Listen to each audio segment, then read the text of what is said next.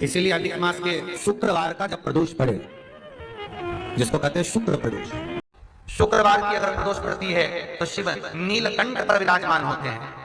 शुक्रवार की प्रदोष सुख और शांति देती है। ऐसी प्रदोषों का नियम वर्णन किया चाहिए। भगवान कहते ठीक है तू थोड़ी देर खड़ी हो। एकादशी सम्मुख खड़ी हुई, पार्वती जी आप ले रहे हैं प्रदोष व्रत को, जो आप श्रवण कर रहे हैं उसको जरा ध्यान से सुनिएगा। सबसे पहले स्नान ब्रह्म मुहूर्त का, सुबह का, उसके बाद में फिर आसन पर बैठकर भगवान की भक्ति को धारण करना, शंकर का अनुमोदन करना, शिव भक्ति में डूबे रहना, शंकर का स्मरण करना, शंकर के नाम का स्मरण करते रहना। ये प्रदोष का मूल तत्व। महाराज प्रदोष व्रत करने वाले को भोजन नहीं करना चाहिए, ध्यान दीजिए। फलाहार करो, उसमें भी नमक का सेवन मत करो। प्रदोष व्रत में नमक का सेवन वर्जित होता है। कारण क्या कारण होता है? उसका एक कारण माना गया नमक की वर्जितता। जिस समय पर एक नगर में एक ब्राह्मणी रहती थी, बहुत भाव से सुनिएगा, प्रदोष व्रत नमक को त्यागने का भाव। प्रदोष व्रत की किताब में भी मिल जाएगा आपको, आप पढ़ेंगे तो सुना होगा आपने। एक ब्राह्मणी रहती थी एक नगर में, उसका पति नहीं था, छोटा सा बालक एक साथ में रहता, छोटा सा बालक। अब ब्राह्मण के घर की धर्म पत्नी है,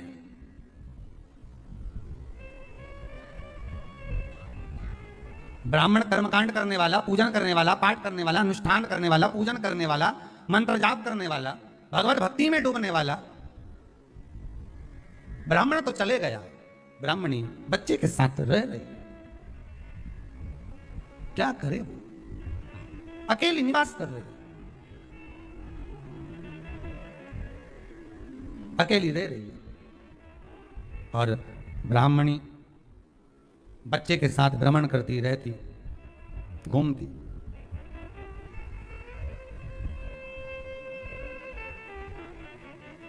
कहीं कहीं दर दर जाकर कुछ भिक्षा को मांग कर लेकर आ जाती, और भिक्षा लाने के बाद में उस भिक्षा को जब लेकर आती तो अपने बच्चे को भी खिलाती और स्वयं भी उसका पान करती। एक दिन ब्राह्मणी भ्रमण करते करते प्रदोष काल के समय पर शिव मंदिर में प्रवेश करी। प्रदोष काल के समय और शंकर मंदिर में जब प्रवेश करा, प्रदोष काल किसको कहते हैं? सूर्य अस्त हो रहा हो, रात्रि प्रवेश कर रही हो, दोनों का जब मिलन हो रहा हो वो प्रदोष काल कहलाता। दोनों का जब मिलन हो, सूर्यास्त हो रहा हो, रात्रि अपना चरण बढ़ाने के लिए आगे बढ़ रही हो, और दोनों का जब मिलन हो रहा है वो प्रदोष काल है, वो प्रदोष का समय है।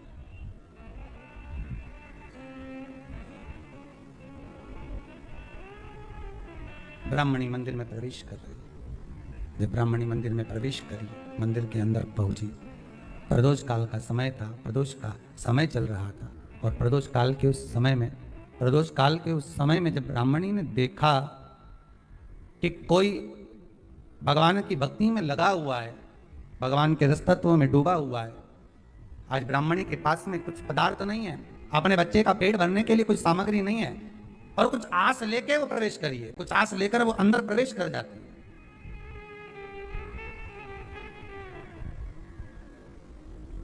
कोई ऋषि की पत्नी, कोई ब्राह्मण जन की अर्धांगिनी उस प्रदोष के समय पर शंकर का अभिषेक पूजन कर रही थी, भगवान शिव की आराधना कर रही थी, भगवान की भक्ति में डूबी हुई थी। बोला जम के, बोलो जम के, अधिक मास, पुरुषोत्तम मास, कि भगवान शिव की जो आराधना साधना आप और हम करते हैं, जैसे प्रदोष का दिन आ जाता है, हर महीने की शिवरात्रि आ जाती है, आप लोगों के स्मरण में नहीं रह पाता कि आज प्रदोष है, आप लोगों के स्मरण में नहीं रह पाता कि आज शिवरात्रि है। कई लोग ऐसे हैं, कई मेरी बहनें ऐसी बैठी हैं, कई मेरी जीजियां बैठी हैं, कई मेरे जीजा बैठे हैं, कई मेरे बेटा, कई मेरी बेटियां, कई मेरे बुजुर्ग माँ बाप कथा में ऐसे बैठे हैं, उनके स्मरण में नहीं रहता कि आज शिवरात्रि। उनके स्मरण में नहीं रहता कि आज प्रदोष, वो तो अपने कर्म में लिप्त रहते हैं, कार्य में लगे रहते हैं। कोई दुकान जा रहा है, कोई नौकरी पर जा रहा है, कोई काम में लगा हुआ है, कोई किसी काम में लगा हुआ, उसके स्मरण में नहीं रहता। पर अनायास, भले आपको याद नहीं है, भले आपके स्मरण में नहीं है, फिर भी यदि आप भूल से भी प्रदोष के दिन, प्रदोष काल में अगर शिव जी के मंदिर में जाकर मात्र शिखर का, शिवलिंग का या नंदी का या शिव के द्वार का दर्शन मात्र कर लेते हो, तो यह मानव का शरीर बार बार नहीं मिलता, इससे मुक्ति प्राप्त हो जाती है, मोक्ष हो। पुनरपि जननम पुनरपि मरणम, बार बार जन्म और मृत्यु के प्रपंच से निकलना है तो हमें शिव की शरणागति को ग्रहण करना। अगर प्रदोष का व्रत नहीं कर सकते, प्रदोष के दिन आप व्रत नहीं कर सकते, मान लो आपसे भूखा नहीं रहा जाए, प्रदोष का व्रत नहीं कर सकते, प्रदोष के दिन आप भूखे नहीं रह सकते, मंदिर भी नहीं जा सकते, दिया भी नहीं लगा सकते, तो शिव महापुराण की कथा कहती है कि प्रदोष के दिन, प्रदोष काल में अपने ही दरवाजे के पास में देवाधिदेव महादेव का स्मरण कर कर लक्ष्मी की वृद्धि के लिए, कार्य सिद्धि के लिए, संपदा को प्राप्त करने के लिए आप अपने ही दरवाजे के पास में एक दीप लगा सकते हो। कौन से दिन? प्रदोष के।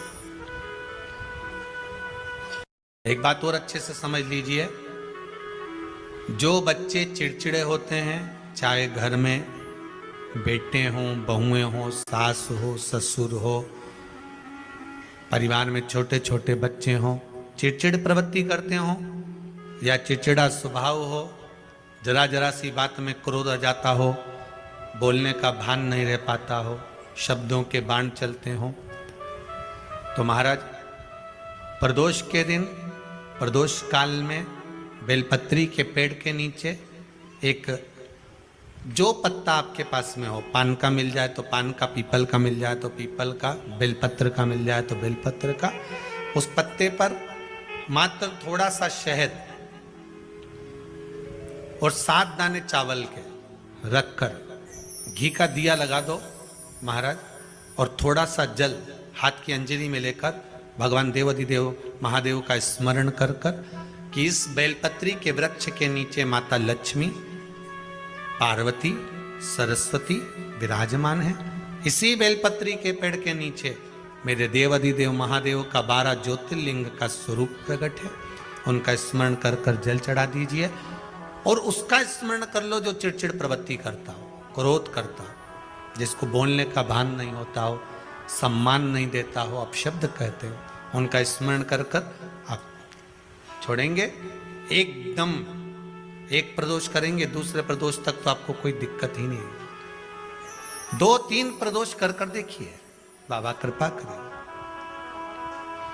बच्चों को पढ़ने का कह रहे हो, पढ़ने बैठो, पढ़ने बैठो, पढ़ने बैठो, पढ़ने बैठो, तो एक आध प्रयास बच्चों के लिए भी कर लिया करो कि भाई ठीक है। जैसे बैकुंठ चतुर्दशी वाला उपाय हमारे YouTube पर भी डला हुआ है, आप उसको निकाल कर सुनना। बैकुंठ चतुर्दशी के दिन प्रयास करना, बच्चे लोग विद्या में प्रबल होंगे।